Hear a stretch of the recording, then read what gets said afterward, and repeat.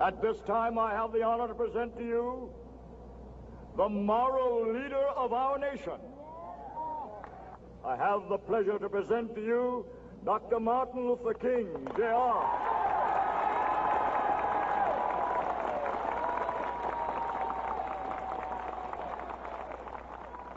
I am happy to join with you today in what will go down in history as the greatest demonstration for freedom in the history of our nation.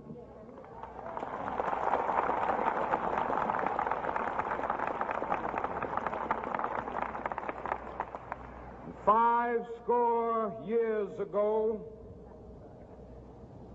a great American in whose symbolic shadow we stand today signed the Emancipation Proclamation.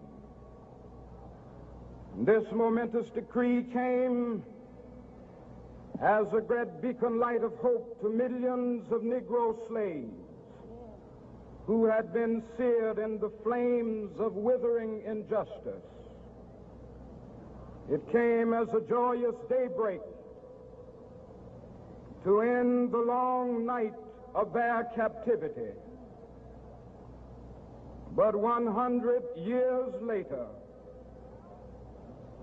the Negro still is not free. 100 years later, the life of the Negro is still sadly crippled by the manacles of segregation and the chains of discrimination. 100 years later, the Negro lives on a lonely island of poverty in the midst of a vast ocean of material prosperity. 100 years later,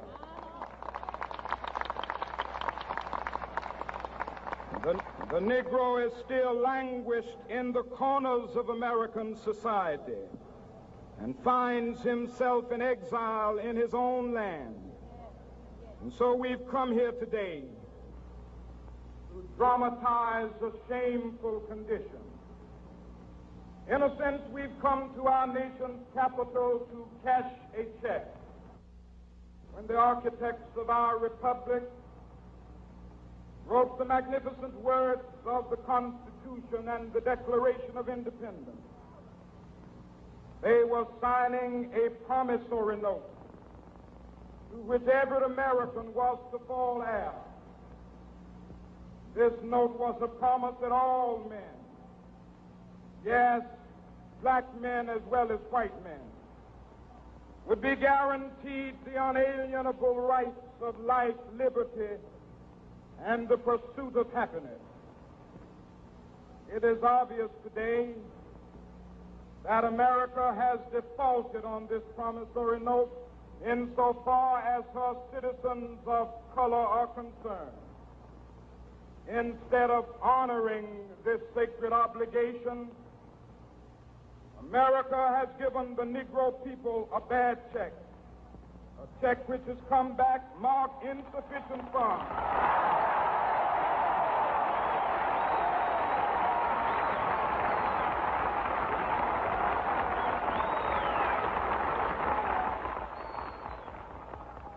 But we refuse to believe that the Bank of Justice is bankrupt. We refuse to believe that there are insufficient funds in the great vaults of opportunity of this nation. So we've come to cash this check, a check that will give us upon demand the riches of freedom and the security of justice.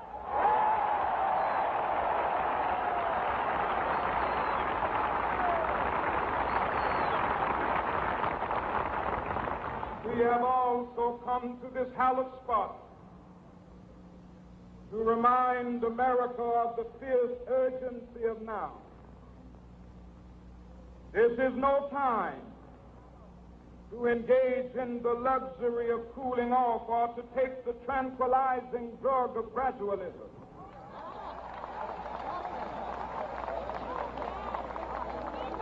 Now is the time to make real the promises of democracy. Now is the time to rise from the dark and desolate valley of segregation to the sunlit path of racial justice. Now is the time to lift our nation from the quicksands of racial injustice to the solid rock of brotherhood. Now is the time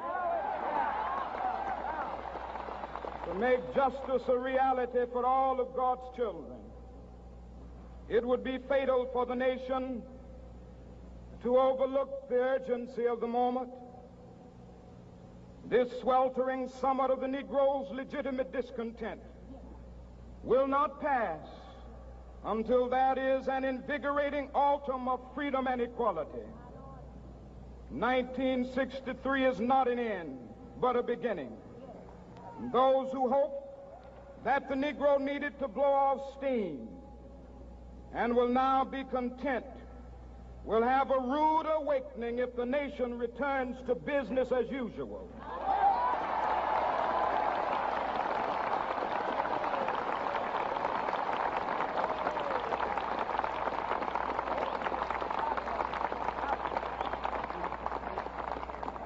There will be neither rest nor tranquility in America until the Negro is granted his citizenship rights. The whirlwinds of revolt will continue to shake the foundations of our nation until the bright day of justice emerges.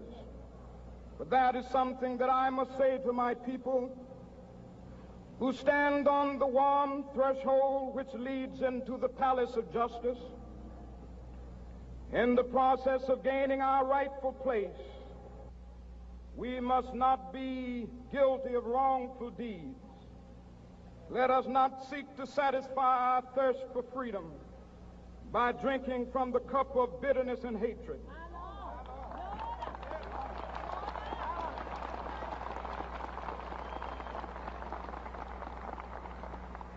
We must forever conduct our struggle on the high plane of dignity and discipline. We must not allow our creative protests to degenerate into physical violence. Again and again, we must rise to the majestic heights of meeting physical force with soul force. The marvelous new militancy which has engulfed the Negro community must not lead us to a distrust of all white people. For many of our white brothers, as evidenced by their presence here today, have come to realize that their destiny is tied up with our destiny.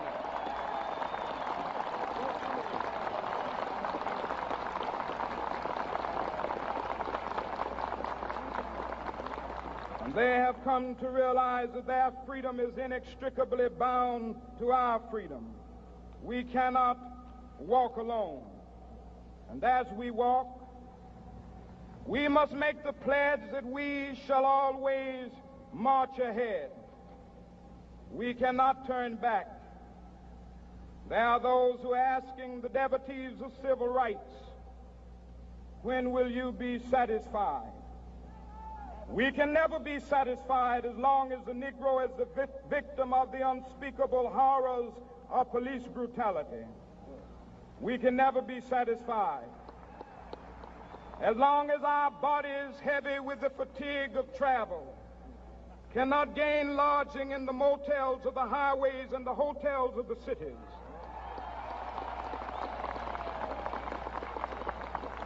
We cannot be satisfied as long as the Negro's basic mobility is from a smaller ghetto to a larger one. We can never be satisfied as long as our children are stripped of their selfhood and robbed of their dignity by signs stating for whites only.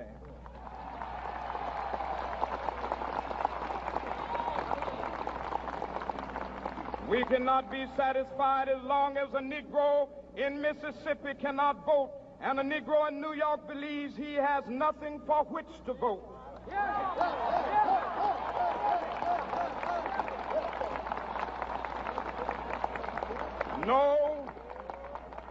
No, we are not satisfied, and we will not be satisfied until justice rolls down like waters and righteousness like a mighty stream.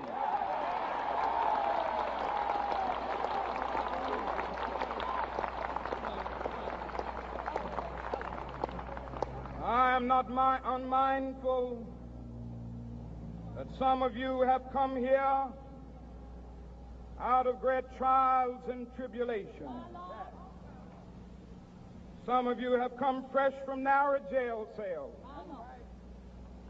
Some of you have come from areas where your quest for freedom left you battered by the storms of persecution and staggered by the winds of police brutality. You have been the veterans of creative suffering. Continue to work with the faith that unearned suffering is redemptive. Go back to Mississippi. Go back to Alabama. Go back to South Carolina. Go back to Georgia. Go back to Louisiana. Go back to the slums and ghettos of our northern cities, knowing that somehow this situation can and will be changed. Let us not wallow in the valley of despair. I say to you today, my friend,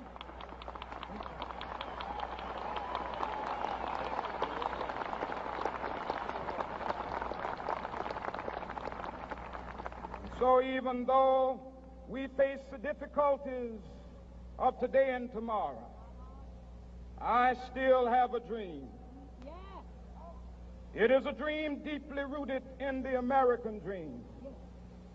I have a dream that one day this nation will rise up and live out the true meaning of its creed. We hold these truths to be self-evident, that all men are created equal.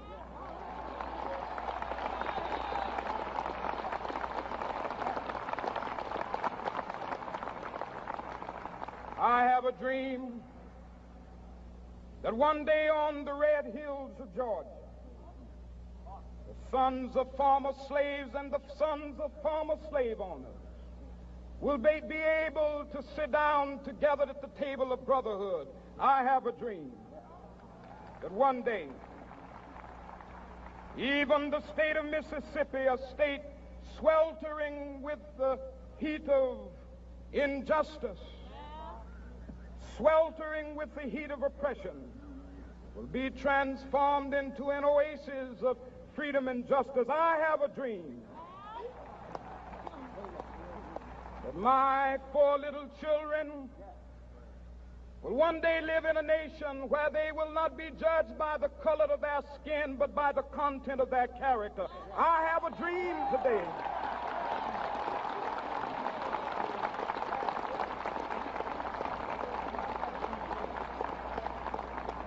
I have a dream that one day down in Alabama, with its vicious racists, with its governor having his lips dripping with the words of interposition and nullification, one day right there in Alabama, little black boys and black girls will be able to join hands with little white boys and white girls as sisters and brothers. I have a dream today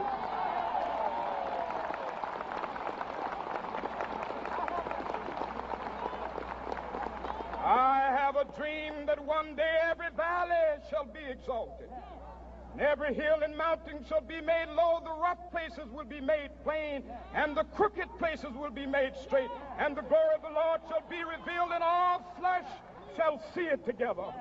This is our hope. This is a faith that I go back to the South with.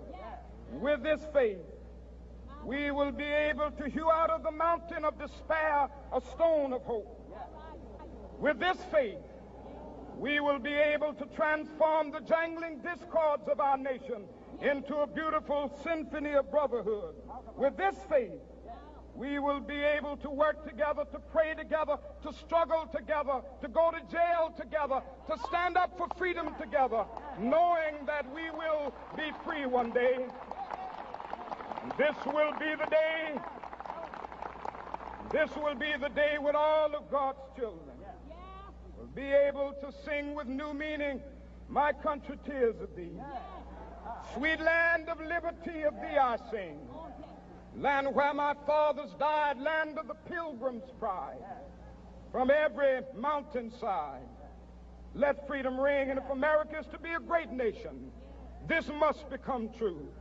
And so let freedom ring from the prodigious hilltops of New Hampshire. Let freedom ring from the mighty mountains of New York.